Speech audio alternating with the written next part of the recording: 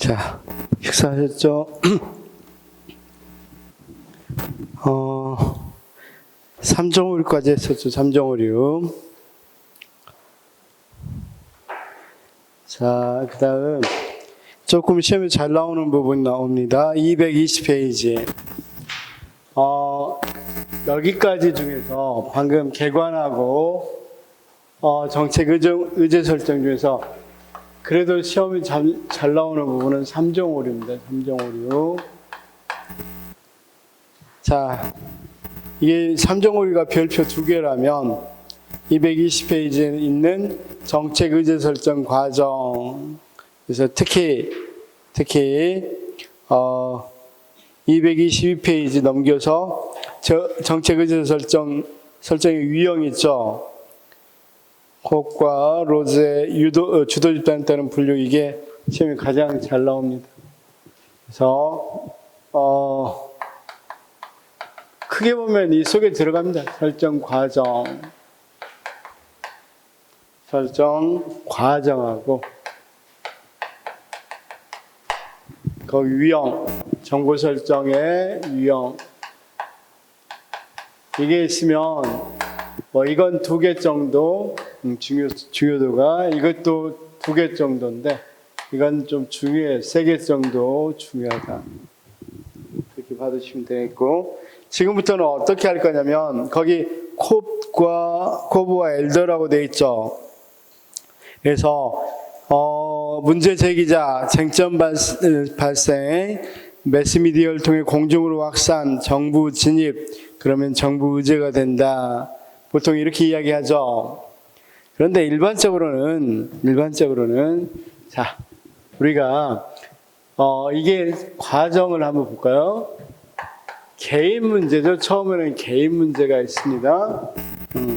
자, 개인 문제가 있습니다. 그래서 돌아가신 분들한테는 좀 죄송하지만, 또는 서희초에서 저희 한 분이 학생들하고 문제가 있었죠. 그렇죠? 처음에는 그런 문제에서 자기가 극단적인 선택을 했던 개인 문제가 되겠죠. 그러다가 보니까 교사가 한두 명 자살한 게 아닙니다. 그러면서 서서히 어떤 문제로 이루어지겠어? 나오겠어? 사회 문제화 되겠죠. 그렇죠? 교권이 이렇게 추락한 거라든가 이런 것들이 사회 문제가 된단 말이야. 우리가 뭡니까? 영화가 이를테면 영화 살해 문제, 또 이런 문제도 많이 있었죠. 또는 N번방 사건, 이런 문제 있었단 말이야. 그런 사건 보면 처음에는 개인 문제였다가 점차 그런 게 아니었네. 개인 해결할 문제가 아니야. 사회적인 문제야. 묻지 마. 요즘 살인 같은 경우도 처음에는 가볍게 개인적인 문제로 일어날지 모르겠지만 서서히 이게 개인이 처리할 문제가 아닌 걸 우리가 사회 문제라 그러죠. 묻지 마. 살인 같은 건 개인 처리할 일이 아니죠. 그러면 이제 교사 문제도 마찬가지야. 이게 사회 문제가 된단 말이에요. 그러다가 점차 사회적 이슈가 되겠어, 안 되겠어? 사회적 이슈가 되겠죠. 그렇죠? 여러 가지로 신문도 많이 나오고, 많이 이렇게 매스미디어도 나오고, 여러 가지 문제점들이 발견된단 말이에요. 그렇죠? 그러면 대중들은 어떤 생각을 하겠어? 이건 누가 해결해야 된다고 생각해? 방금 사회 문제라고 그랬죠? 개인이 해결할 문제가 아니라고 그랬어. 그게 이제 사회적 이슈가 됐단 말이야. 그럼 누가 해결했으면 하는 생각이 들겠어? 국가. 그렇죠? 정부가 해결했으면 하는 문제를 우리가 공정의제라고 그래. 그러면 사회적 이슈가 됐더라도 정부가 꼭 이걸 해결해야 되느냐? 정부는 해결할 필요 없다. 이렇게 하면 공정의제가 못 되겠죠? 그렇죠? 그러다가 웃기자고 하지만 이를테면 광복절날 부적절한 사진 같은 거 올렸다. 그래서 물론 그건 개인 문제일 수도 있겠지만 이제 사회적 문제가 됐다 하면 그걸 국가가 개입하기는 좀 그러죠. 아무리 이슈가 됐어도. 그래서 그런 것들이 국가가 해결했으면 하는 게 공정의제야. 퍼블릭 아젠다라고 해서 공정의제. 그러다가 이게 실제로 이제 국무회의에서 논의되기 시작한다. 그러면 그걸 뭐라 그래? 공식 의제라고 그래요. 근데 이 영어를 정말 좀 단일화 시켰으면 좋겠는데 영어가 엉망이야. 그래서 영어가 너무 많이 번역돼요, 쌤. 자, 영어가 너무 많이 번역돼서 자, 혹시 우리 같이 봅시다. 요약집 63페이지를 조금 보면 요약집 63페이지 보면 요약집 63페이지 보면 거기 공증의제를 콥은 뭐라고 불러? 체제의제라고 부르죠. 그 다음 앤더슨은 토의의제라고 부르죠. 그래서 자, 공증의제가 가장 좋은 것 같아, 번역으로는. 근데 이런 사람들이, 학자들이 같은 공증의제를 다른 말로 해버린단 말이야. 자, 어떤 사람은 이제 체제의제, 체제가 해결해야 되는 의제, 이런 식으로 이야기하고, 어떤 사람은 토의, 진지하게 토의돼야 될 의제에서 토의의제라고 그런단 말이야. 근데 압도적으로 공증의제라는 표현을 씁니다. 공증의제. 그렇죠? 자, 공증의제는 어떤 거다? 아직 정부가 다루기로 공식적으로 이야기 안 했어. 근데 국민들이 정부가 해결했으면 하는 문제를 말해, 의제를. 그렇죠? 그 다음, 우리가, 거기 공식 의제를 뭐라고 부릅니까? 제도 의제, 행동 의제라고 그러죠. 이걸 제도 또는 행동, 이런 식으로 굉장히 학자마다, 외국 학자들인데 부르는 말이 달라버리니까 어렵죠. 그래서 여기 봅시다. 여기까지는 알 필요 없어요. 최소한 여기 정도는 조금 알아두면 좋겠고, 그게 잘 기억 안 난다 하더라도 공증, 퍼블릭이란 말, 퍼블릭 아젠다가 들어간, 영어로는 꼭 그렇게 들어가야 되니까, 이런 공식 또는 제도, 이렇게 생각하시면 되겠다. 자,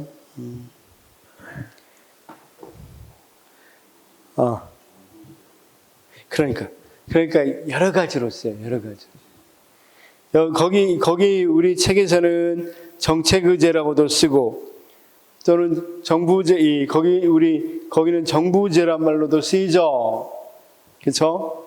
그래서 책이 정말 다양하게 써요. 우리 책을 다시 봐봐요. 222페이지 보면 공증, 체제, 제도, 거기에다 또 안에까지 결정의제까지 들어가 있죠. 그래서 지금까지 시험 나온 범위에서만 설명하면 쌤 여기까지만. 사회적 이슈, 공증, 공식. 그걸 체제, 제도라고도 한다. 이 정도까지만. 왜냐하면 어떤 사람, 거기 있는 콥과 엘더라는 사람이 유명한 사람이에요. 그러다 보니까 그 정도로까지만 알아둡시다. 자, 그러면 다시 우리 시험에 나온 걸 범위로 합시다. 공정의제는 뭘 말한다? 아직 정식으로 이 정부에서 해결한다 말 없습니다. 그런데 국민들이 해결해 줬으면 하는 정도가 들어가는 게 뭐다? 공정의제다. 그렇죠? 자, 정식으로 자, 아파트값이 막 튀어요. 아파트값이 막 오르니까 정부가 좀 나서서 해결했으면 하는 정도까지가 뭐다? 공정의제. 그 다음 실제로 이제 정부가 이걸 어떻게 규제할 것인가에 대해서 논의하고 있다면 공식의제 또는 제도의제 이렇게 이야기한단 말이에요. 우리 쌤 말하는 대로 뭐 정부의제 좋습니다. 근데 시험으로는 이것만 나와요. 이 네 가지만. 이해됐어요? 자, 우리도 자, 거기 한번 보시면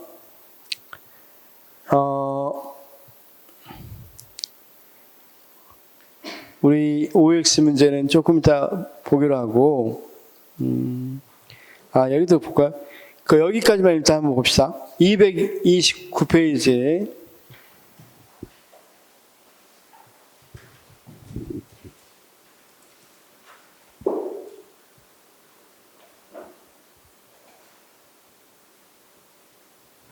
자,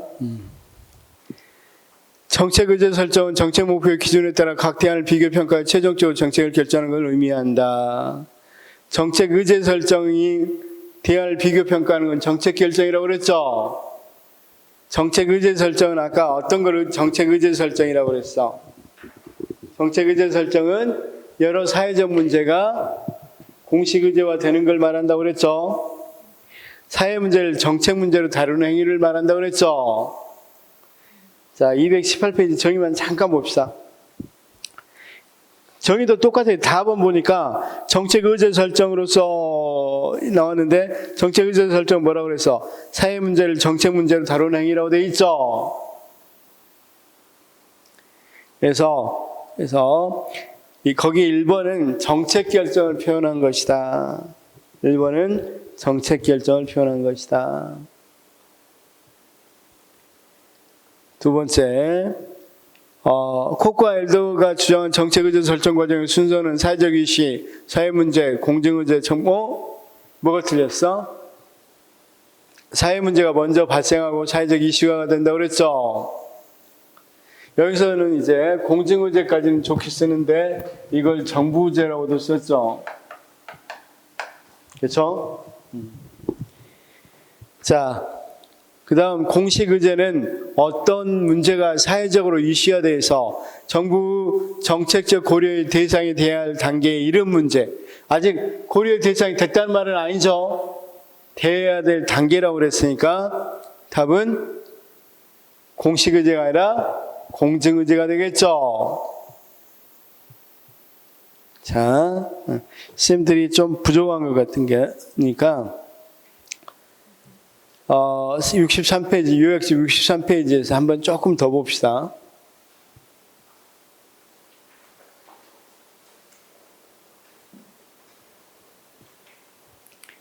자, 63페이지 보니까 콕과 엘더의 이론에 의하면 정책 의제 설정 과정은 사회 문제, 사회적 이슈, 체제 문제, 제도 의제 순서로 정책 의제로 선택됨을 설명하고 있다. 이건 또 맞게 돼 있죠.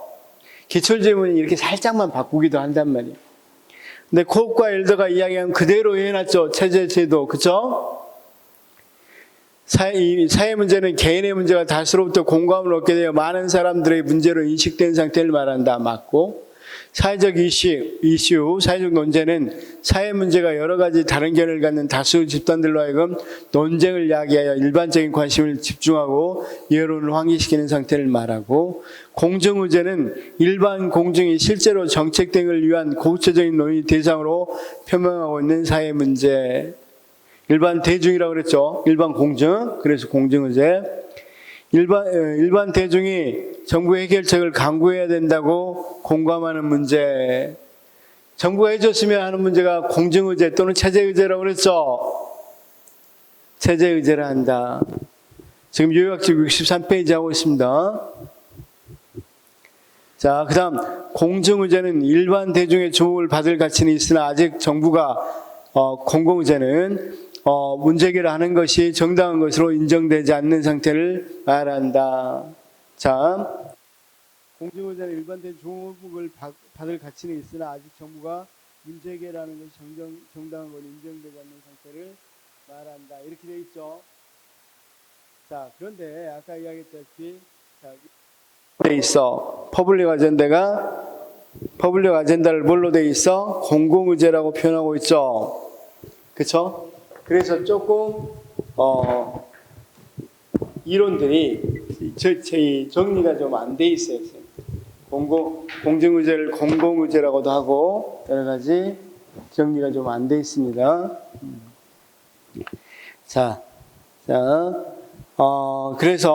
그래서 자, 일반 대중의 주목을 받을 가치는 있으나 아직 정부가 문제 해결하는 것이 정당한 것으로, 문제 해결하는 것이 정당한 것으로 인정돼야 공정의제죠. 자, 다시 봐봐요. 우리 일반 국민이 정부가 해줬으면 정부 이건 해야 돼 라고 생각하는 단계니까 정당한 단계가 되겠죠. 그 단계에서 실제로 하는 단계는 공식의제가 되는 거예요. 그래서 정당화돼 인정되지 않는 상태가 인정된 상태, 이렇게 이야기해야 되겠죠. 그 다음 한 장 넘기면 이 정책 의제는 어떤 사회 문제가 사회적으로 이슈가 돼서 정부 정책적 고려의 대상이 되어야 할 단계에 이런 문제를 의미한다. 그러니까 이건 정책 의제는 어떤 의제라 그랬어? 제도 의제로 이미 들어온 문제를 말한다고 그랬죠. 실제로 정부가 다루는 문제를 말한다고 그랬죠. 그래서 여기는 정책 의제가 아니라 공정 의제 이렇게 이야기하자겠죠. 자, 공식 의제는 여러 가지 공공 의제 중에서 정부가 그 해결을 위해서 심각하게 관심과 행동을 집중하는 정부 의제로 선별되는 상태는 맞죠? 제도 의제는 정책 담당자가 공식적으로 논의하기로 결정한 정책 문제를 의미한다. 맞죠? 자, 그러면 봐봐. 지금 문제가 공식 의제로, 제도 의제로, 정부 의제로도 나오죠. 유일하게 이걸로만 안 나왔지만 이렇게 나왔죠? 또는 여기는 공정 의제, 여기는 체제 의제, 토의 의제 이 말은 좀 안 나왔죠? 그래서 정리를 좀 하실 필요는 있어요. 거기 공식 의제란 말 나왔고, 여기 이제 정책 의제란 말도 나왔죠. 그러니까 이런 게 힘들어. 같은 말인데 이렇게 다 달리 쓰는 게. 정책, 정부, 행동은 지금 안 나왔으니 다행인데, 제도, 공식 다 나와버리고, 여기는 공정, 그 다음 체제, 이런 식으로 나왔죠. 자, 또는 공공, 그렇죠? 자, 모든 사회 문제는 정책 의제가 된다. 이건 완전히 선생님들의 생각했을 때 모든 사회 문제가 전부 의제가 된 정책 의제가 됩니까? 아니죠. 많은 문제들은 여기서 잊혀져 버리죠. 잊혀져 버리고 사회적 이슈로 들어온 건 조금밖에 안 들어오고 이슈가 된 건 조금밖에 안 되고 공정 의제는 더 조금 되고 그렇죠? 그래서 이만큼 출발하면 그 다음은 사회적 이슈가 되는 건 이 정도에서 사회 문제가 그 다음 여기서 이만큼만 공정 의제가 되고 여기서 또 몇 가지만 실제 국무회의에 들어가겠죠. 자, 여기까지 이해는 됐죠? 그래서 방금 나온 것들을 선생님들이 조금 정리해봐. 특히 시험에는 어떤 게 나오는 것 같아? 뭐 이런 문제로 답을 내질 않죠. 공정의제하고 공식의제를 잘 구별할 수 있는가? 공정의제는 정부가 해줬으면 하고 국민들이 생각한다면 정당화된 거죠. 정부가 해라 이 말이겠죠. 실제로 이제 정부가 하는 걸 우리가 공식의제라고 한다. 또는 정책의제로 한다. 정부의제라고도 하고 제도의제라고도 하고. 그러니까 이렇게 보면 이걸 말하는 거 아직 들어오기 전에 말하는 건 공정체제 나머지 들어와서 말하는 것들이 대부분이고 이건 이런 문제를 틀릴 리는 없으니까 이것만 알면 되겠잖아. 그렇죠? 자, 공식, 제도, 정부, 정책 의제들은 이미 다루고 있는 것. 여기 있는 의제들은 사회적 이슈가 돼서 이제 정부가 해줬으면 하는 것이 공정의제, 체제의제다. 단 정부가 실제로 지금 하지는 않는다. 그러면 이게 정당화된단 말은 아까 이야기했다시피 연예인 문제를 정부가 해줬으면 그런 사람 없죠. 연예인들이 막 광복절날 일본 가거나 뭐 해시태그로 뭘 올리거나 이런 거 하는 거 있어서 사회적 이슈가 됐어. 그렇다고 그래서 그걸 정부가 나서서 그 연예인들 차단했으면 이런 생각 안 하잖아, 우리. 그렇죠? 그러면 정부가 나서는 게 정당화되는 거 아니죠? 근데 우리가 이야기했다시피 아까 교권 확립 같은 건 정부가 나섰으면 하는 거죠. 그 다음 묻지마 칼부림 사건은 정부가 좀 해결해 줬으면 그럼 정부가 이걸 해결해. 그럼 국민들이 다 인정한 거니까 정당화된 거죠. 자, 데이트 폭력에 대해서 어떻게 생각해요? 데이트 폭력은 개인 문제입니다, 일단. 그러다가 사회 문제가 됐죠. 그 다음 이제 사회적 이슈가 됐어. 막 신문에서 떠들었죠. 뭐 데이트가 어떻게 해야 된다 또는 찬반 논지도 있고 여러 가지 문제가 있었단 말이야. 그러면 우리 쌤 어떻게 정부가 좀 해결해 줬으면 하는 생각이 있어? 그런 사람도 있는데 어떤 사람도 있겠어? 개인 문제인데 이렇게 할 수도 있단 말이야. 그런데 워낙 사회적 이슈가 되니까 요즘 거의 대부분은 뭐가 되겠어? 정부가 해줬으면 하는 문제가 되죠? 그럼 그건 뭐가 되겠어? 그렇죠. 공식의제가 된다. 실제로 이제 이 국무회에서 여가부가 발표하고 어떤 대책 발표하고 이렇게 된다면 그건 무슨 문제가 되겠어? 공식의제가 되는 거죠. 그렇죠? 이해됐죠? 그래서 그런 문제가 많이 있습니다. 우리 이 아버지들이 양육비 안 주는 거 있죠. 이혼했을 때 그 부쪽에서 양육비 안 주는 거. 실제로 옛날엔 개인 문제였단 말이야. 그렇죠? 아니, 둘이 결혼 살면서 양육비 자기 어떤 자기들 문제지 무슨 문제. 그런데 이게 쌓이다 보니까 무슨 문제가 됐어? 사회적 문제 되고 사회적 이슈가 됐으니까 이제 이것도 참 지금 이제 이건 생각을 잘해봐. 이건 정부가 나섰으면 해야 안 해. 정부 나서서 일률적으로 먼저 주고 부모 쪽에 그러니까 어머니 쪽에 먼저 주고 아버지에게 구상권 행사해서 받아내고 그랬으면 좋겠어요. 요즘 양육비를 안 준단 말이야. 이혼해서 아버지들이 돈이 있음에도 불구하고 없으면 어쩔 수 없겠지만 있음에도 불구하고 양육비 안 준 사건이 많이 있죠.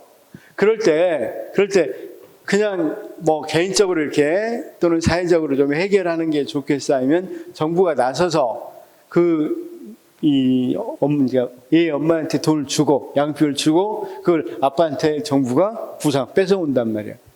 그렇게 했으면 좋겠어. 어떤 사람 그렇죠. 너무 국가가 너무 많이 개입한 거 아니냐 걔네. 예. 그래. 고마운 생각이시고. 어쨌든, 그럼 이런 사람도 있을까? 너무 정부가 그런 데까지 다 개입해? 라고 말할 수도 있겠죠. 그래서 그건, 둘이 해결하든지, 사회적인 그런 단체에서 해결하든지, 이렇게. 그래서 요즘 배드 파더에서 거기서 해결하고 그러잖아. 이름 알리고 문제가 있겠지만. 그러지, 국가가 섣불리 잘 안 나서죠. 그건 왜 그러겠어? 아니, 정부가 할 일이 따로 있는데 거기까지 왜 나서? 그럼 그건 아무리 사회적 이슈가 되더라도 정부가 개입 안 할 거란 말이야. 또는 정당화 잘 안 되니까. 물론 그렇게 나섰으면 하는 사람도 있는데 정부가 국가가 거기까지 사생활까지 나서도 뭘 어쩌자고. 사회도 여러 가지일 건데. 그쵸? 그러면 정부는 못 나선다고. 그러면 그건 차라리 사회적 이슈만 되고 공직의제가 안 되는 거지. 정부가 나섰으면 하는 생각이 없다면. 나섰으면 하는 생각이 있게 되면 공직의제가 된단 말이야. 데이트 폭력까지는 여기까지 왔어. 공직의제까지. 그러니까 양육비 주는 문제보다는 데이트 폭력은 뭐가 된다면 정부가 이제 법안까지 만들어서 데이트 폭력에 관한 이 폭력행위보다 더 강한 걸로 처벌하려고 하는 거죠. 그렇게 된단 말이에요. 무슨 말인지 아시겠죠? 자, 됐습니다. 여기만 잘 정리합시다. 이렇게 정리해 놓으십시오. 공정, 체제, 공공도 들어갑니다. 기출로 나오면 공정, 체제. 여기는 퍼블릭, 공공의. 그 다음 여기는 실제로 받아들인 거. 실제 정부에 정해지는 거. 공식, 제도, 정부, 정책이제. 그렇죠? 구분할 수 있겠죠? 그냥 그 공채는 아니지만 공채 이렇게 외우시면 되겠잖아.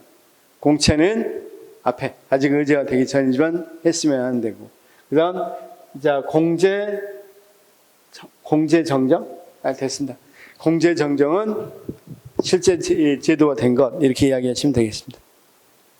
이제 시험에는 이 부분은 그렇게 많이 나오진 않아요. 방금 이야기한 건 유형은 정책 설정 과정은 많이 안 나오고 유형에서 나오는데 콕과 로스의 유형 봐. 콕과 로스의 주도 집단에 따른 분류 세 가지가 있어.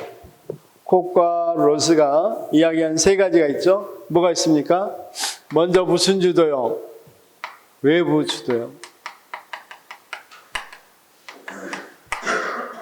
그렇죠? 그 다음 동원형이 있고 내부 주도형이 있어요. 내부 접근형이죠.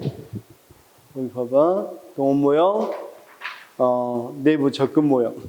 왜냐하면 주도라고 하면 안 돼. 이게 접근이라고 해야 돼.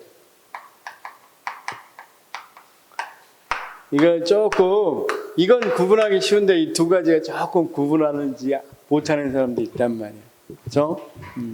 그러면 거기 있는 것처럼 외부 주도형은 우리가 일반적으로 많이 보는 거, 사회적 쟁점이 돼서 그걸 체제 및 공중의제가 되고, 이걸 제도의제나 공식의제가 돼서 정부의제인데, 뭐 이렇게 순서 있는데 아까 제도, 공식, 정부 다 같다 그랬죠?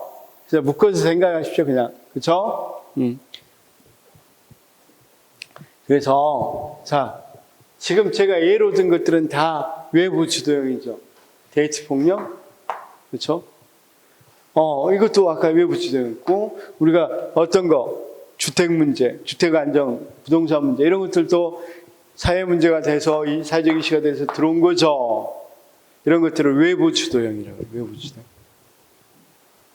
외부 주도형. 주도 집단이 외부에 있습니다. 외부 주도의 모형은 쟁점이 정부 밖에서 발생해서 공중의제가 성립되고 최종적으로 공식의제로 전환되는 과정을 설명하는 모형.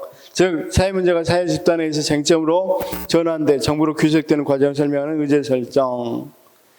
정책 담당자가 있는 외부 집단이 주도해서 정책 의제의 채택을 정부에 강요한다. 그렇죠? 그래서 정책 담당자에게 의제 선택을 채택을 하지 않을 수 없게 만드는 것을 우리가 외부 주도형이라고 그러고, 허시먼은 이걸 뭐라고 불렀어요? 그래서 강요된 문제라고 부른다. 222페이지입니다. 자, 특징은 어때요? 특징. 일단 사회문제 당사자인 외부 집단이 주도하고, 그쵸? 자, 아까 교권 문제 누가 지도합니까? 교권단체에서 지도하죠. 교원단체, 이렇게 외부에서.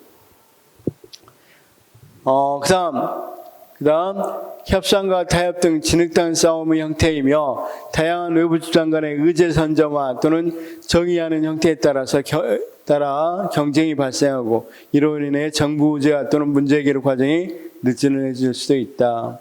외부 주도형 의사결정 비용은 증가하나 집행에 대한 수능 확보를 위한 노력이 필요하게 되므로 집행 비용은 감소한다. 그러니까 외부 지도형은 사회적 이슈화돼서 쭉 들어오니까 어떻게 되겠어?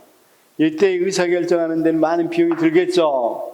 그런데 실제 이런 의사결정하고 집행할 때는 이미 그런 건 사회적 이슈가 다 돼서 어느 정도 타협을 받기 때문에 쉽게 될 수 있겠죠. 아까 묻지마 폭력 같은 경우 때 N번방 사건 전부 다 외부 주도형에서 들어왔죠. 그렇죠? 그런데 그런 것들을 시행할 때는 여러 가지 논란이 많이 있었겠지만 의사결정하기 위해서 시행할 때는 굉장히 쉬웠다 이거죠. 다른 거하고 비교하면 되는데 동원 모형은 어떤 거냐면 동원은 주도자가 누구야? 주도 집단. 이거 중요합니다. 이 주도 집단은 외부에 있었죠. 그럼 내부야, 내부. 동원 모형은 외부가 아니라 내부. 쟁점은 정부 내에서 발생해서 공식의제, 체제의제로 성립되는 과정. 그러니까 바로 뭘로 성립돼?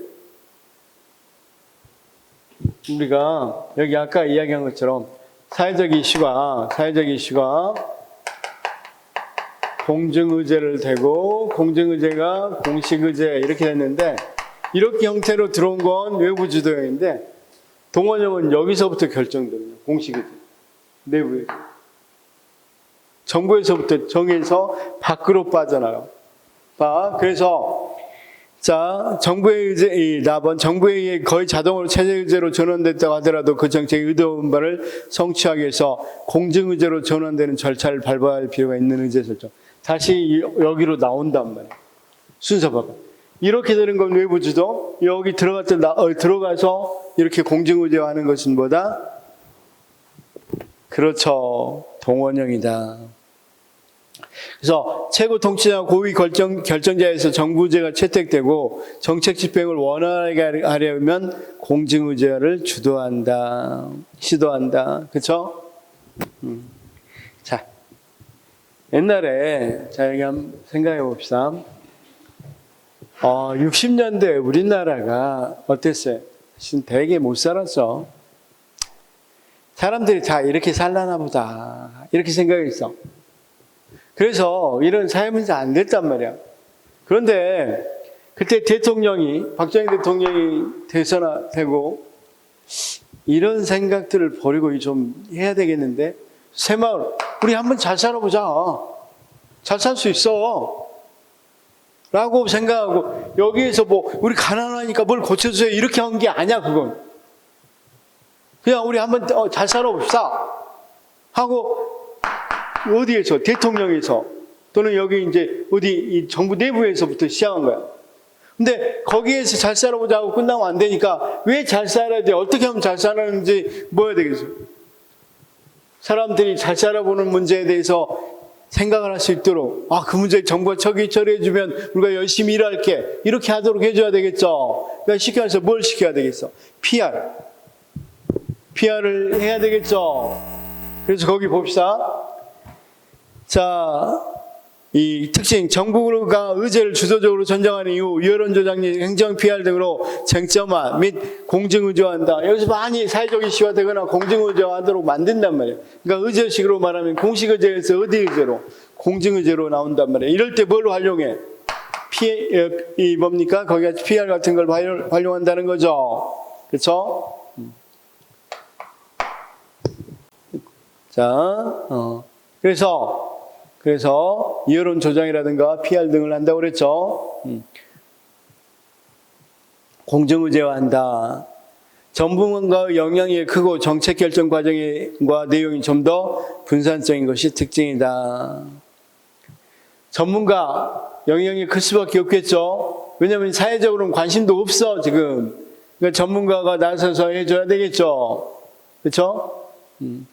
자, 정책 결정 과정과 내용이 좀 더 분산적인 것이 특징이다. 거기 4번 힘이 강한 정부가 힘이 커서 민간을 동원하는 모형으로 일부 주도형에 비해 의제 설정이 용이하다. 예를 들어 정부 의지에 따라 강력하게 추진되는 사업들, 그 외로 올림픽이나 월드컵 유치, 가족계획 사업, 새마을 사업, 경제개발 계획, 의료보험 제도, 의학분업, 한미 FTA, 미국 부시 행정부의 이라크 침공 결정, 이런 것들은 다 내부적으로 결정한 뒤에 PR 같은 걸 통해서 공정의제화했죠.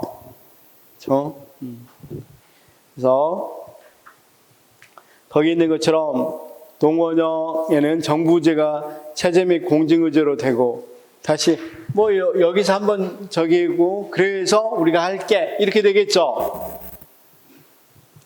자, 거기 세 번째까지 갈 필요 없습니다. 공식의제에서 뭘로? 공정의제로.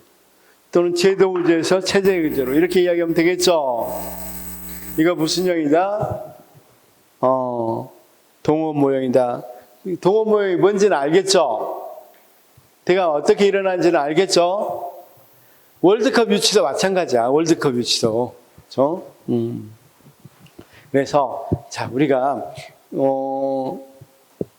이번에 잼벌리 같은 경우도 우리 잘 몰랐죠. 그런데 정부가 선택한 이후에 알렸단 말이야. 그렇죠? 그다음에 지금 부산 엑스포, 솔직히 우리가 엑스포 필요하다고 막 이슈 제기해가지고 정부가 우리가 해줄게 그렇게 됩니까? 아니, 지금 정부가 따와서 그걸 가지고 요즘 뭐예요? 여러 연예인들도 나오고 엑스포가 얼마나 중요한지 뭐한지 막 이야기하죠. PR 하고 있잖아. 문화관광부 같은 데서 돈 내서 PR 하고 있죠. 이런 것들이 뭐가 되겠어? 이 동원형이 된다면 동원형. 여기 잘 봐요. 여기는 그런데 이제 내부 접근이라고 그러니까 내부가 아니라 내부에 접근하는 거야. 그러니까 주도 세력은 어디에 있냐면 외부에 있어. 이게 중요해요. 외부에. 그래서 거기 자, 내부 정권은 외부에 있어서, 자, 주도 세력은 외부에 있습니다. 그런데 이 사람들이 바로 뭘로 한단 말이야? 사람들 만나서 공식 의제를 먼저 해버려요. 중요한 사람들 만나서 공식 의제화. 거기 국방부 차세대 무기사업, 무기 구매 계약 이런 것들 있죠. 자, 제가 하나 예만 들어볼게요. 자, 우리나라에서 슈퍼컴퓨터를 도입해야 된다.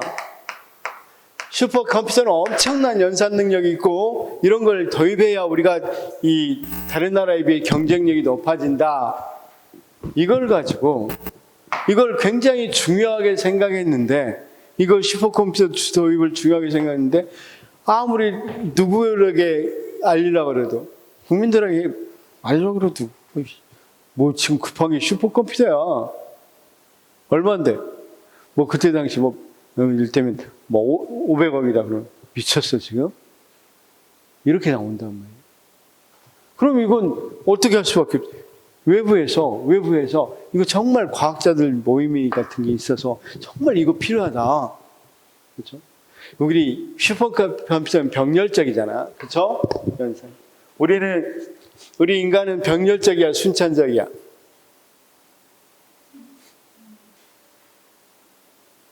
자, 우리 제 강의 지금 들었죠, 오늘? 그런데 제 강의도 듣고 여자친구하고 내일 뭐 할까도 생각하고 동시에 할 수 있어, 없어? 그런 것처럼 여겨져요. 동시에 할 수가 없어요.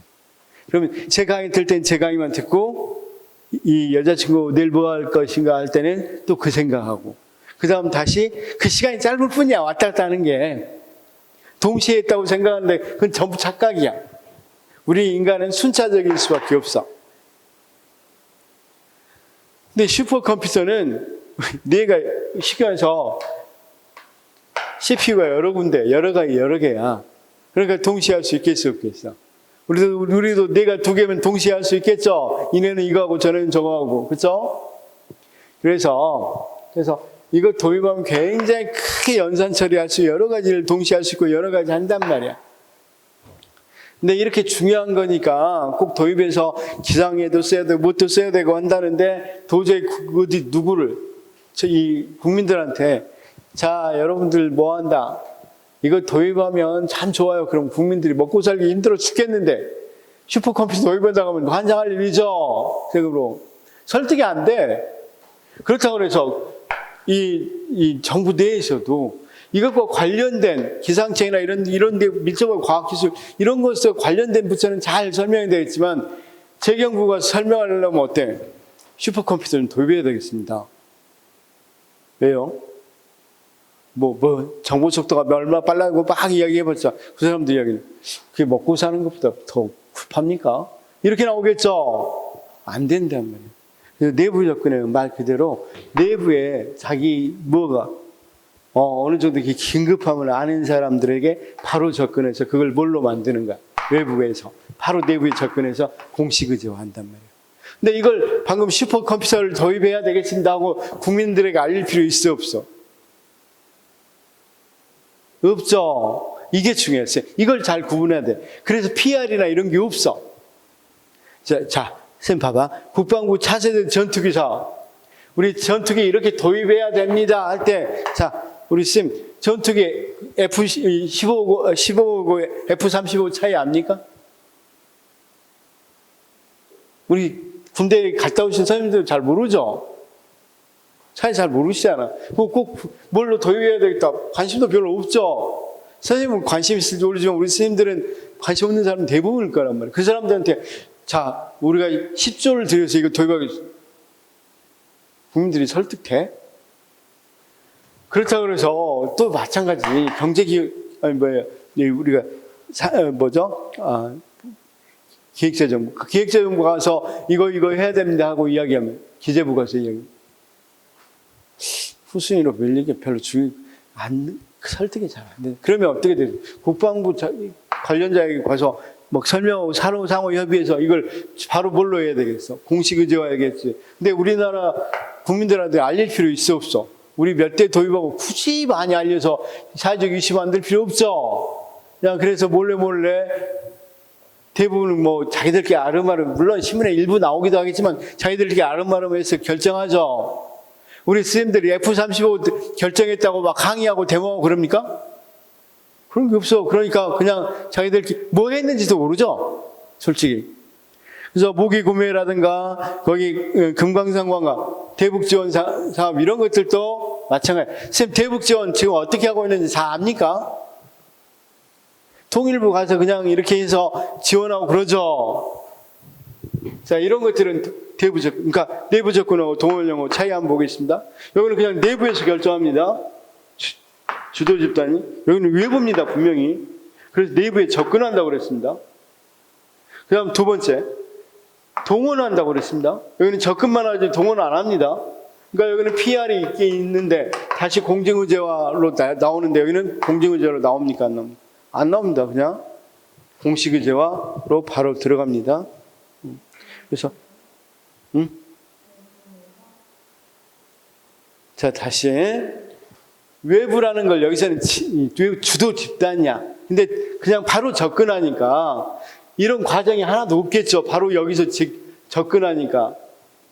그렇죠? 슈퍼컴퓨터에 과학기술 가서 이렇게 해야 돼. 그러면 과학기술 있는 사람들은 똑같은 어느 정도 알고 있으니까 이거 중요한데요. 내가 이거 한번 해볼게요. 한번 예산으로 반영해볼게요. 이렇게 나오겠죠. 또는 정책으로 한번 반영해볼게요. 이렇게 나오겠죠. 그래서 주도 세력을 지금 표현한 거고, 여기는 그럼 이런 식으로 이야기하면 여기는 공중의제가 공식의제화 되는 거고, 여기는 공식의제가 공증의제가 되는 거고, 여기는 공식이 그냥 공식으로 되는 거. 그냥 이걸 안 써도 돼. 근데 공식 이렇게 되는 거죠, 그냥. 그렇죠? 그러니까 쉽게 말해서 조금 바꾸자면 이런 거야. 그러니까 그걸 구분하는 사람도 있는데, 과학기술부에서 논의했다가 전 정부에서 이제 국무회의에서 정책 결정해야 되니까 논의되겠죠. 뭐 이 정도로 바꿨는데 사실 우리식으로 표현하면 공식이죠. 여기는 조금 바꿔서 뭐 정부 의제가 무슨 의제로 됐다, 공식 의제 이렇게 바꾸지만 의미 없어. 그렇게 구분하는 걸 생각하지 마. 그냥 여기는 공직, 공정, 공식, 공증. 그다음 공식. 여기는 공증으로 나오지 않았다. 그러니까 여기 봐봐. 동원이라고 되어 있죠. 내부에서 결정하고 동원하는 거. 둘 다 외부에서 접근하는데, 외부에서 나오는데 여기는 공증, 공식으로 나오는 거고, 여기는 그냥 몰래 접근해서 하는 거. 자, 거기 보면 내부 접근형은 정부 내에서 쟁점이 발생하고 쟁점 주도자들이 그 쟁점을 일부 국민에게 확산시킬 필요 없이 정부제로 전하는 과정을 설명하는 모형. 외부 국민과는 관계없이 정부 관료 내부에서만 정책 의제와 움직임이 있다는 점. 의제와 첫 단계는 정부 내부에서 문제점을 인식하되 이들의 쟁점에 대한 권한을 가진 정책 결정자나 그 측근에 있어 비밀리에 접근해서 은밀하게 정책 의제로 채택되는 경우를 의미한다. 그래서 음모형이라고도 합니다. 정부는 힘이 강하고 민간 부분의 힘이 약한 후진국에서 많이 나타난다. 후진국. 의도적이고 일방적으로 국민을 무시하는 정부에서 나오겠죠. 실질적으로 이런 것들은 무시하니까 나오겠죠. 후진국이고. 자, 여기는 후진국이란 말을 꼭 구분하시고, 동원 모형에서는 우리가 힘이 강한 정부라고 이야기되면 되겠죠. 힘이 강한 정부. 자, 그 다음 특징 보니까 특별히 PR, 정책 공부 필요성이 대두되지 않음 이렇게 되어 있죠. 의제 형성은 정책 결정자의 권력과 영향력에 따라 결정된다. 자, 구체적인 사례로는 정부 비대칭성이 높은 나라, 즉 소수의 지배계급이 관심 없는 또는 다수의 사회적 약자를 지배하는 사회에서 나타나는 것이 일반적이지만 외교, 국방 등 대중적인 쟁점이 내포지 않을 때 종종 활용한다. 이렇게 되어 있습니다. 자, 그러면 이 부분에 대해서 한번 OX 문제를 간단히 풀어보도록 하겠습니다. 거기 6번 문제입니까? 5번 문제. 229페이지. 콕과 로스가 유형화된 정책의제 설정 모형 중 사회문제, 정부의제, 공증의제 순서로 전개되는 것은 동원형이다. 선생님, 사회문제, 정부의제, 공증의제. 자, 정부의제로 들어갔다가 공증의제로 나왔죠. 앞에 사회문제는 의미가 없는 말이에요. 사회적인 문제가 있으니까 일어나는 거고. 아까 가난하다, 이거 사회문제였잖아. 그런데 정부가 사회에서 스스로 뭐 이거 해결하자 하고 이슈화되거나 공증의제로 나온 게 아니라 대통령이 뭐 한다. 우리도 잘 살아봅시다. 이라고 생활운동을 일으켰다고 그랬죠. 그래서 다시 공증의제로 만들었죠. 동원형 맞고. 6번 콥과 로스가 제시한 정책의제 설정 모형에서 외부 주정은 다원화되고 민주화된 선진국 정치체에 많이 나타난다. 맞죠? 우리가 선진국이면 선진국일수록 이런 것들로 많이 들어오겠죠.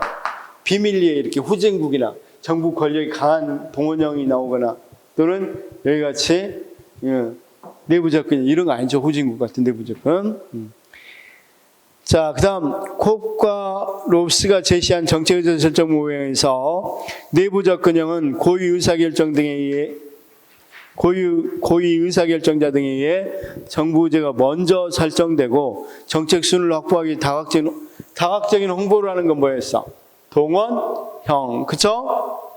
내부 접근형이 아니라 콕과 로스가 제시한 정책의사 설정 모형에서 외부 주도형은 정부 바깥에 있는 집단이 사회 문제를 정부가 해결해 줄 걸 요구하며 정부 의제로 최초화하도록 하는 유형이다. 맞죠? 콕과 로스가 제시한 정책의제 설정 모형에서 내부 접근형은 국방, 외교, 비밀 유지가 필요한 분야의 정책 또는 강한 반대가 예상되는데에도 불구하고 반드시 추진하는 정책 등이 맞죠? 콕과 로스가 제시한 정책의제 설정 모형에서 동원형은 정부의 힘이 강하고 민간 부분이 취약한 후진국에서 많이 나타나는 유형이나 선진국에서도 정치 지도자가 특정한 사회 문제 해결을 주도하는 경우에 나타난다. 이건 동원형이 아니라 내부 접근형이죠. 후진국에서 나타나는 건 뭐라 그랬어? 후진국에서 많이 나타나는 건 내부 접근형이라고 그랬죠. 아니. 미안해. 잘못 읽었네. 동원형은 정부 힘이 강하고 민간 부분이 취약한, 앞에 있구나. 정부 힘이 강하고 민간 부분이 취약한다고 그랬죠. 그 다음, 선진국에서는 정치적으로 특정한 사회 문제 해결을 주도하는 경우에 나타난다. 이건 동원형이 맞습니다. 동원형. 봐봐. 여기 문제, 맞는 질문이야, 맞는 질문. 자, 동원형이 우리 EODS도 한번 보면, 자, 선생님, 정확히 좀 정리한 게 63페이지 보시면 나왔어요. 63페이지. 명확히 정리하면 이렇게 정리할 수 있었어요. 자, 거기 주도 집단별 분류에서 콕과 로즈 나왔죠. 거기 외부 주도형 봅시다. 개념, 정부 외부의 시민사회가 주도한다고 그랬죠. 사회 배경으로는 다원주의 선진국에서 일어난다고 그랬죠. 왜 의제 설정 과정 보니까 사회 공중의제, 정부의제 되죠. 의제 설정에서는 상징이나 매스미디어가 사용된다. 무슨 말이냐면 아까 사회적 이슈 같은 거 일어나면 뭐 한다고 그랬어? 매스미디어 많이 활용되죠? 그쵸? 선생님 헷갈리면 안 돼. 매스미디어하고 PR 같은 게 아니야. 그 다음 특이사항 외부의 정치과정 허심한에 강요된 정책 문제 동원형 봅시다. 동원형은 개념은 정부 내부 정책 결정자가 주도해서 의사결정 후에 대중의 지지를 동원한다고 그랬죠. 사회 배경은 뭐야? 정부 힘이 강하고 민간 부분이 취약한 후진국에서 일어난다고 그랬죠. 의제 설정 과정에서는 사회 문제, 정부 의제 됐다가 공정 의제 된다고 그랬죠. 그 다음 의제 설정 전략에서는 PR 공공 PR 알죠? PR이 있고, 그 다음 특이사항은 전문가 영향이 크다. 내부 접근형은 권력을 가진 집단이 정부 내부에 접근한다고 그랬죠. 그러니까 권력을 가진 집단이라는 건 여기서는 외부 집단을 주로 이야기합니다. 외부 집단도 권력을 가질 수 있어 없어? 당연히 이 비공식 권력 많이 갖고 있잖아. 이제 참 우리 의사협회 또는 좋아요. 여러분 요즘 이야기하는 민노총 같은 경우도 권력이 있어 없어? 권력이 있잖아. 비공식 권력 많이 갖고 있잖아. 그렇죠? 그래서 이런 집단이 정부 내부에 접근해서 의제를 설정하고 자, 사회배경 권력이 특수 집단에 집중된 불평등한 여기 그러니까 자, 내부 접근형은 이렇게 해봅시다. 불평등. 자, 그 다음 동원형은 후진국 이렇게 해봅시다. 그 다음 문제 설정 과정은 사회 문제가 바로 정부 의제로 되고 밖으로 나오지 않죠. 그 다음 의제 설정 전략에서는 밀실에서 정해진다고 그랬죠. 그래서 의무형이라고도 이야기한다고 그랬고 대중의 지지가 불필요한 경우, 시간이 촉박한 경우, 국민이 알면 곤란한 경우, 그쵸? 이렇게 정리하는 게 가장 깔끔하죠? 이렇게 정리해서 외워두시면 됩니다. 이해됐어요? 그래서 제일 구분되는 건 동원여공하고 뭘 구분하면 돼? 내부 접근형을 잘 구분하면 되겠죠? 자, 여기까지도 크게 어렵지는 않죠? 그쵸?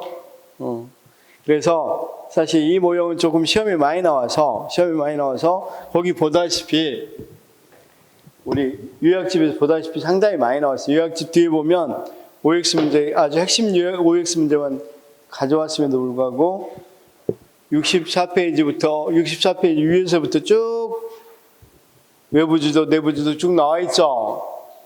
그래서 풀어보시면 되겠고, 그다음 킹던의 정책의 창의론. 자, 그러면 킹던은 어떤 생각을 했냐면 정책이 다시 어떻게 결정되느냐, 다시 이것도 똑같죠. 어떤 정책은 채택되고 어떤 정책은 채택되지 않느냐. 이럴 때 이 사람은 뭘 이야기한다? 정책의 창 모형을 이야기한단 말이에요. 정책의 창이 열릴 때는, 자, 아주 간단. 정책의 창이 열릴 때는 정책이 채택되고, 정책의 창이 닫혔을 때는 채택되지 않는다. 세 가지 흐름이 있는데, 이 세 가지 흐름이 다르게 흘러가고 있다가 한 자리에 모였을 때 뭐가 된다? 정책의 창이 열리고, 그때 정책에 결정된다. 그래서 정책의 창 모형의 가장 큰 특징은 뭐냐면, 방금 정책이 어떻게 결정된다는 거예요. 한마디로 말하면 우연히 결정된다. 세계의 흐름이 하나로 결정될 때, 정책의 창이 열릴 때 정책이 결정되니까 정책은 어느 정도 이렇게 다 체계적으로 이렇게 정책이 결정된다 보이는 우연, 그렇죠? 이런 문제가 굉장히 심각한데 정기국회를 열지 않고 있을 때는, 정기국회가 열었을 때 어떤 문제가 열었으면 바로 법제화 될 수 있는데 그런 게 없어요. 국회가 안 열었을 때 문제가 생기면 다시 이거 임시에 소집하고 뭐하고 하는 동안에 다 어느 정도 사회적 관심은 사라져버리죠. 그러면 별로 그다음부터는 국회의원들도 법제화 안 하려고 그러잖아. 그래서 그런 문제를 이야기할 때 킹던의 정책의 창이라고 해요. 무슨 말씀인지만 알면 돼. 다시 그냥 좋아요. 정책 의제 설정이 어떤 건 되고 어떤 건 안 열리냐 했을 때 킹던이라는 사람은 뭘 이야기한다? 정책의 창 모형을 이야기한다. 그래서 정책의 창은 뭐냐? 체계적이고 논리적이고 합리적으로 이렇게 정책이 결정된다기보다는 우연 속에서 세 가지 흐름이 우연히 접했을 때 정책의 창이 열린다. 그렇죠? 자, 더 쉽게 이야기하면 이런 겁니다.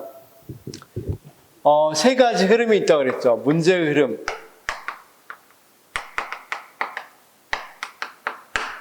그 다음 거기 문제의 흐름이 있고, 그 다음 무슨 흐름? 정책의 흐름이 있고,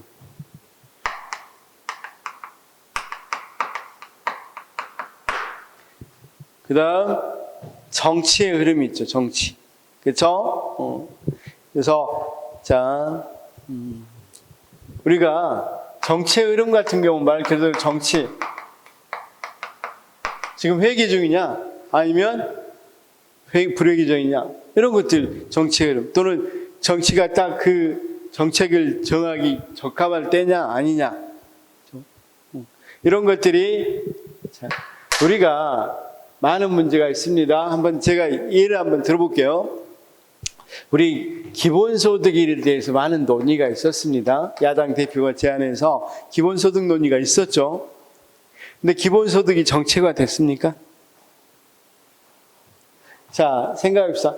우리 사실 극빈자도 상당히 많고 굉장히 뭐 외국까지 굶어 죽지는 않지만 상당히 뭐 모녀들이 그래서 극단적인 선택하고 이런 것들 신문에도 많이 나오고 이런 극빈자들 많이 있습니다.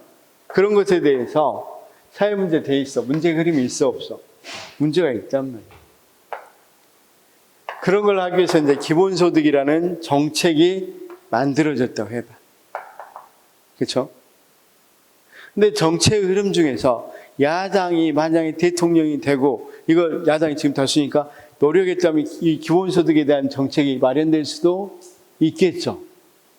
근데 지는 바람에 이런 것들에 대한 논의도 지지도 잘 못 받을 뿐만 아니라 논의도 지지부진 돼버렸죠. 그럼 기본소득에 대한 정책이 결정됐어 안 됐어? 안 됐다는 거예요. 만약에 우리가 우연히가 아니라 그러니까 이 여당이 될지 야당이 지금 대통령이 될지 야당 대표가 대통령이 될지는 사실은 뭐였어? 확 정해진 거 아니죠? 그건 확률적인 거잖아.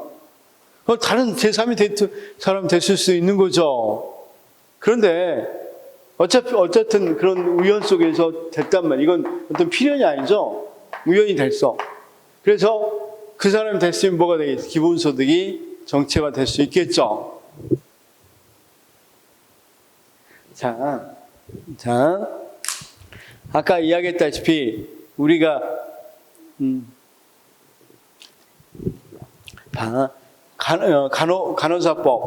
간호사법도 어떻다고 생각해? 간호사가 너무 막 하드렛 일을 너무 많이 한다면 의사가 일도 많이 하고 뭣도 많이 하고 하드렛 너무 많이. 그래서 또 간호사 수도 적어서 3교대 뭐 이렇게 하다 보면 몸이 굉장히 필요하고 피곤하고 그래서 됐었으면 사실 그분들 이야기 들어보면 유산도 많이 되고 굉장히 힘들대요. 그래서 우리 좀 해주라. 대우자금 해주라. 간호사 좀 넓히고 해주라 해서 간호사법을 문제가 있었어요. 사회 문제가. 그래서 이제 정책 문제는 그걸 이제 제도화할 수 있느냐. 주로 전문가가 하겠죠. 그걸 법제화라든가 제도화할 수 있느냐. 그래서 제도화를 했어. 근데 정책 흐름에서 어떻게 됐어? 거부권 행사하니까 안 돼버린 거죠. 만약에 다른 야당 대표가 됐다. 그럼 그 사람은 뭐 그걸 찬성한다. 그럼 어떻게 되겠습니까? 당연히 정책으로 될 수 있겠죠. 그래서 이 세 가지 흐름이 우연히 한 통 속에 들어오지 않으면. 그런데 이런 것도 있어요. 아까 기본소득에 대해서 이야기했는데 기본소득은 아직은 불분명해요. 그래서 안 된 측면도 있어요. 봐봐요. 사회 문제 있어. 빈부격차. 근데 기본소득을 어떻게 할 것인지 정확히 들어봤어요? 법제화에서 이건 연간소득이 얼마 이상은 뭐 얼마 주고 얼마 이상 얼마 이런 거 못 들어봤죠. 그다음 어떻게 할 거, 재원을 어떻게 마련할 것인가 정확하게 제도화되지 않았죠. 정책을 제가 여기서 안 하면 아무리 야당들이 다수라 하더라도 이걸 통과시킬 수 있겠어요? 없죠. 무슨 말인지 알았죠? 그래서 거기 문제의 흐름, 여러 가지 우리가 일어난 문제들, 사회적 문제를 말하고 정책의 흐름, 정책 대안이 존재하느냐, 해결책이나 정책 대안이 존재하느냐 이런 거죠. 그다음 정치의 흐름, 이 사람들이 정치인들이 입법 활동이나 또 정무직 공무원들이 어떤 행동들이 일어나는지, 아까 거부권 행사할 수 있는지 없는지 이런 것들이 있을 수 있겠죠. 또는 어떤 야당이 추구하는 정책들이 뭔지 이런 것들이 다 정치 흐름이랍니다. 우연히 이게 한 통 속에 들어와야만 정책의 창이 열린다. 그래서 그 밑에 보니까 정책의 창은 사람들이 선호하는 정책 대안이나 특별한 문제에 주의를 환기하도록 압력을 가하는 기회. 기본적으로 정책의 창은 세 가지, 정책 과정의 세 가지 흐름, 즉 문제 흐름, 정치 흐름, 정책 흐름이 합쳐질 때 열린 가능성이 크다. 이렇게 되어 있죠. 자, 이제 이건 시험에는 안 나오니까 알 필요 없습니다. 중첩의 종류와 정책의 창이 있는데 중첩의 종류에는 어떤 것이 중첩의 종류라고 그러냐면 이런 거예요. 그냥 세 가지가 다 겹치는 걸 우리가 완전 중첩. 두 가지만 겹칠 때도 있겠죠. 이걸 부분 중첩이라고 한다. 그런 내용입니다. 크게 쌤들 알아둘 필요는 없습니다. 여기까지 너무 심화되게는 안 나왔어요, 지금까지. 그러니까 시험에 안 나옵니다. 그냥 여기다 두시고. 자, 그 다음, 정책의 창의 개폐를 예측할 수도 있고, 예측할 수도, 열리겠다, 열리지 않을, 갑자기 열릴 수도 있겠죠. 예측할 수도 있고, 예측하지 않을 수도 있다. 그 다음, 정책의 열림의 파급 효과, 이건 넘어가고, 정책의 창의 개폐와 정책 혁신가. 정책 혁신가라는 것은 정책에 있어서 혁신적인 주장을 하는 사람들. 그렇죠? 이를테면 여성 문제. 그러니까 옛날에는 여성의 성 문제에 대해서, 희롱이라든가 이런 문제에 있어서 우리가 민감하지 않았어요. 그런데 혹시 우리 쌤들은 옛날에 이제 기억할지 모르는데 서울대의 우조교 사건이라고 화학과 조교가 화학과다 보니까 실험하고 그러니까 그 교수님하고 좀 기분 나쁜 신체적 접촉을 했단 말이야.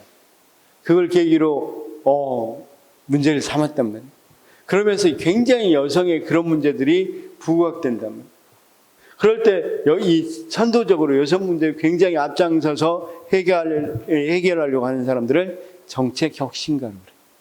우리 행정에서는 우리나라가 전산화된 정부로서는 거의 세계 4위급이죠. 우리나라 전자정부로는 거의 거의 앞다툩니다. 5위 안에 듭니다. 여러분 알다시피 코로나 있을 때 일본 어떻게 처리하던가요? 정부 문서를. 아직도 팩스 보내고, 아직도 사인하고, 그러죠? 우리가 왜 그렇게 이 마스크 같은 걸 빨리빨리 보급할 수 있어서? 완전히 우리는 전산화돼서, 바로바로 전산화돼서 몇백 개 딱딱 하는데, 일본은 그거 세고 있어요. 그래서 우편으로 보내잖아, 지금도. 그래서 아베마스크 있었잖아, 아베마스크. 그런 것들이 지금도 이렇게 되니까 굉장히 아날로그적이야, 수동적이야. 그러면 그런 것들이 이렇게 한 사람이 5명, 옛날에 이제 정보통신부, 지금은 정보통신부고 옛날에 최신부였는데, 최신부 장관이 아주 주도적으로 이걸 하자. 전자정부 만들어야 된다. 승패를 앞으로는 좌우한다. 이 사람이 주도적으로 이런 것들을 이끌어가지고 뭐가 된가. 우리나라 이렇게 전자정부가 앞서게 된가. 그런 것들을 보면 이런 사람들을 뭐라고 부른다? 정책 혁신가라고 부른다. 뭐 이런 정도 알겠죠? 자, 그 정도로만 알아두시면 됩니다. 문제에 나오는 거 보면 거의 어렵지 않습니다. 자, 그 다음, 그 문제를 조금만 풀어볼까요? 자, 우리가 230페이지 19번 문제부터. 킹던의 정책의 창의 이론은 마츠하우슨의 제시한 스레이통 모형을 발전시킨 것이다. 이건 맞아요. 자, 마츠하우슨의 스레이통 모형은 우리가 정책 결정에서 나옵니다. 정책 결정에서. 이거 그렇게만 알아두시기 바랍니다. 그 다음 20번. 킹던의 정책의 창에서는 문제 흐름, 이슈 흐름, 정치 흐름이 만날 때, 문제, 정치라고 그랬죠? 자, 이슈가 아니라 뭐라고? 정책이죠. 킹던의 정책의 창은 국회의 예산 주기, 정기계획이 개최 등의 규칙적인 경우뿐 아니라 때로는 우연한 사건에 의해서 열리기도 한다고 그랬죠? 22번. 킹던의 정책의 창 이론에서 문제에 대한 대안이 존재하지 않을 경우 정책의 창이 닫힐 수 있다. 문제에 대안이 존재하지 않는 경우. 정책 흐름이 여기 닿지 않은 경우는 아니 문제는 있는데 문제는 있고 무엇은 있어. 지금 정기국회 열렸다고 해도 대안이 없으면 아까 기본소득같이 구체적인 정책이 안 나와 있으면 될 수 없다고 그랬죠. 자, 22. 방법론적 개인주의, 스레이통 모형, 정치 흐름, 점화장치, 표준 운영 절차 중에서 킹던의 정체적 창 모형과 관련된 내용은 스레이통 모형, 정치 흐름, 점화장치다. 점화장치는 스팅거라고 그러는데 우리가 방아쇠. 자, 우리 한번 봐봐. 우리가 저 문제라든가 여러 가지 이런 흐름들이 이렇게 결합하게 하는 요인 중에 하나가 거기 점화장치가 있다는 거야. 점화장치. 점화장치는 이런 거야. 이 전태일 씨 혹시 알아? 전태일. 분신하신 분. 노동자 운동하다. 이분의 분신 노동운동이 뭐가 됐어? 점화장치가 된 거죠. 이번에 교권 회복에서 서희초에 있는 초등교사의 그런 일이 점화장치가 된 거죠. 이런 것들을 점화장치라고 합니다. 이해됐어요?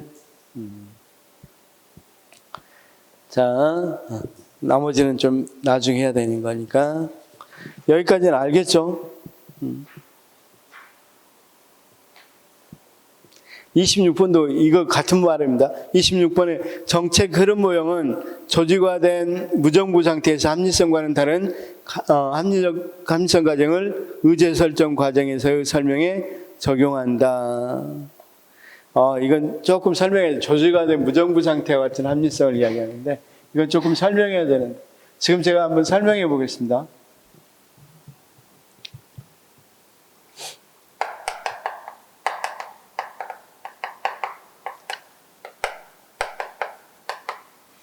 이것만 뒤에 쓰레기통 모양이 나오거든요.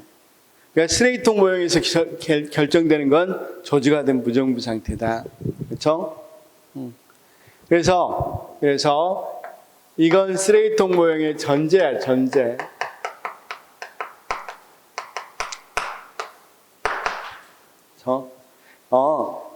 코엔과 마치 쓰레기통 모양을 주장한 사람은 이 조직화된 무정부 상태의 대표적인 예를 대학이라고 해서 대학.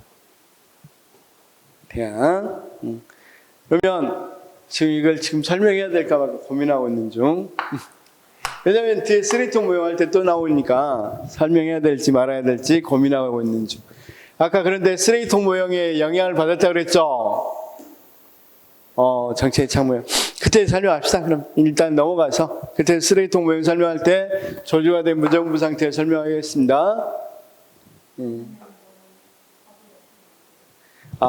이렇게 바꿔야 돼. 이건 정책 흐름 모형은 조직화된 무정부 상태에서 합리성과 같은 합리성 가정을 한다. 그렇죠? 왜냐하면 쓰레기통 모형과 같다고 그랬잖아.